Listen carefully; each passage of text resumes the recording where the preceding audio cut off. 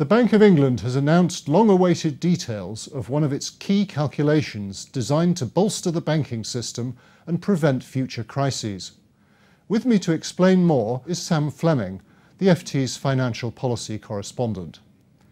Sam, what is it that's changed today? What's the bank done? The bank has announced the parameters for its leverage ratio. Now, this is a regulatory tool that aims to limit the amount of debt that banks can take on.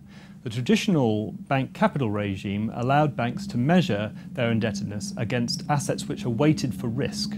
And that regulators got quite worried about that because they thought banks were effectively gaming the system and using their own internal models to limit the amount of assets they had and therefore the weighting of those assets, and therefore limit their capital, the amount of capital they had to hold against their assets. The leverage ratio aims to remove that possibility. It's a backstop effectively which limits banks' ability to game the system. And at what level has the Bank of England set that at? The answer to that is complicated and it varies over time. The initial minimum leverage ratio is 3%, and that already bites on a number of big UK banks. That will become the basic minimum over a number of years during the course of this decade.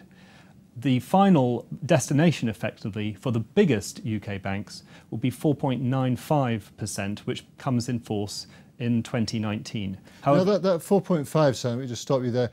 How does that compare with what people were expecting? It's potentially lower than what people were expecting.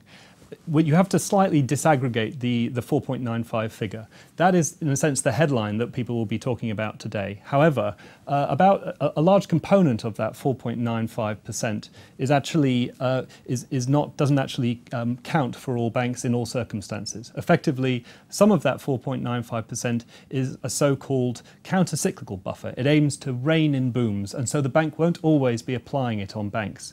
The Bank of England, I should say, will not always be applying it on ordinary banks. So the actual minimum that kicks in 2019 will be 4.05% in a steady state in normal times, and 4.95% when the bank thinks it needs to rein in lending. You go from 3% to 4.05 and a maximum in crisis times 4.95. Doesn't sound terribly onerous, does it? No, and that's why I think we've seen some quite strong moves in the bank shares today. We've seen a very positive reaction in bank shares. Barclays, for instance, up nearly 7% after this announcement came out.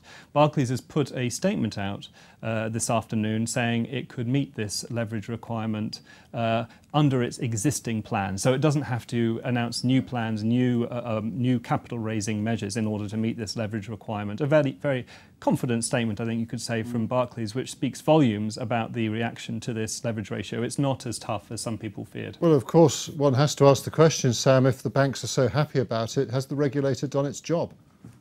I think we need to put it in context. The regulators have put up capital requirements a fair bit over recent years. The regulator also got slammed quite hard by the industry when a year or so ago it imposed a 3% minimum leverage ratio because some banks, Barclays and Nationwide, had to immediately respond unexpectedly by raising extra capital. So it's taking a slightly more cautious approach this time. It doesn't want to slam on the brakes. The mortgage market is already cooling somewhat. It doesn't want to put a capital requirement on which leads to immediate increases in borrowing costs and forces banks to compress their balance sheets even further. So it's trying to strike a balance, and I think the two most important components of striking that balance, first of all, a long lead time before banks have to meet it. Second of all, a slightly lower leverage ratio than some analysts were fearing. Sam, thank you very much.